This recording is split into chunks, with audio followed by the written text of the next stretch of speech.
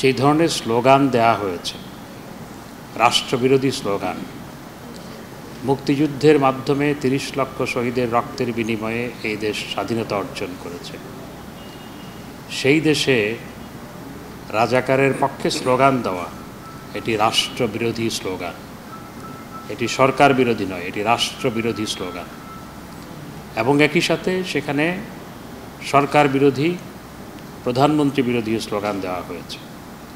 এতে স্পষ্ট, আমরা যে বলেছিলাম আগে যে কোটা আন্দোলনের মধ্যে রাজনৈতিক অপশক্তি ঢুকেছে, বিএনপি জামাত সহ যারা দেশকে অস্থিতিশীল করতে চায় তারা ঢুকেছে, এবং তাদের প্ল্যান্টেড কিছু মানুষ সেখানে নেতৃত্ব দিচ্ছে। আমরা যে বলেছিলাম সেটি কালকে তারা স্পষ্ট করেছে।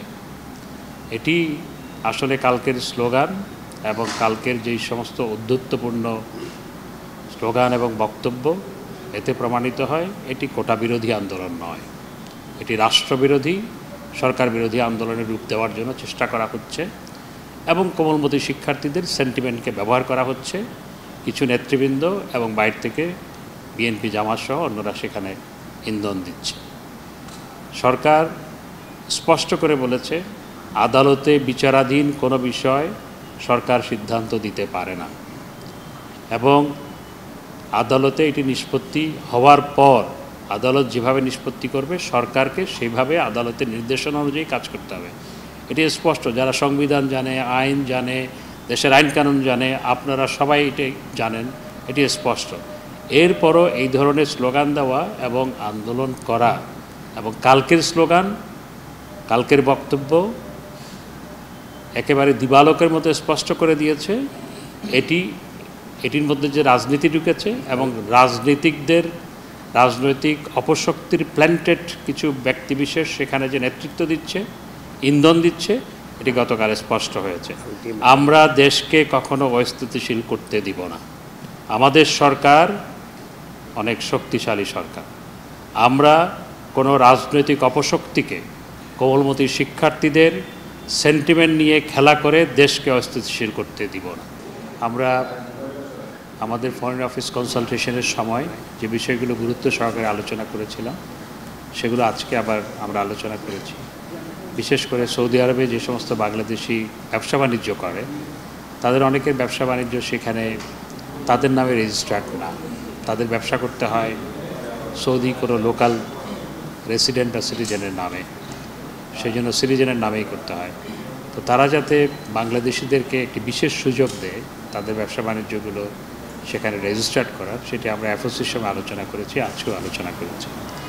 একই সাথে সৌদি আরবের লোকাল বিভিন্ন কোম্পানি এবং বাংলাদেশি কিছু আপনার জনশক্তি রপ্তানিকারক ব্যবসায়ী এবং তাদের এজেন্ট বাংলাদেশে এটির মধ্যে একটা নেক্সাস তৈরি হয়েছে, এবং তারা সেখান থেকে ফেক ডিমান্ড প্রকিউর করে এবং আমাদের দেশের নিরীহ কর্মীদেরকে এক্সপ্লয়েট করে, এবং সেটিকে বন্ধ করার জন্য,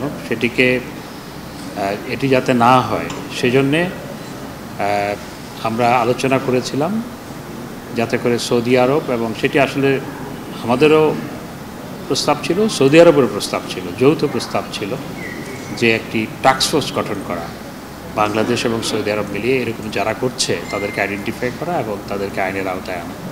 সেটি আমরা আলোচনা করেছি। এবং আপনারা জানেন যে চট্টগ্রামের বিরসায়ে বঙ্গবন্ধু শিল্পনগরে সৌদি আরবকে ৩০০ একর জায়গা দেওয়া হয়েছে সেখানে ইনভেস্টমেন্টের জন্য।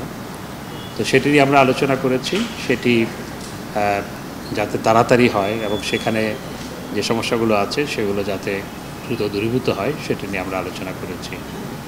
এবং সৌদি ইনভেস্টমেন্ট, আমাদের ফিনান্সিয়াল সেক্টরে সৌদি ইনভেস্টমেন্ট নিয়ে আমাদের বিস্তারিত আলোচনা হয়েছে। অফশোর ব্যাংকিং সহ আমাদের ফিনান্সিয়াল সেক্টরে আমরা যখন এফওসি হয়েছে তখন আমরা আলোচনা করেছিলাম। তো আজকেও আমরা সেই বিষয়গুলো আলোচনা করেছি। এই ছিল মোটামুটি আলোচনা। আপনারা জানেন যে সৌদি আরবে আমাদের সবচেয়ে বেশি জনশক্তি সৌদি আরবে 3.17 মিলিয়ন, 31,70,000 মানুষ সেখানে কাজ করে।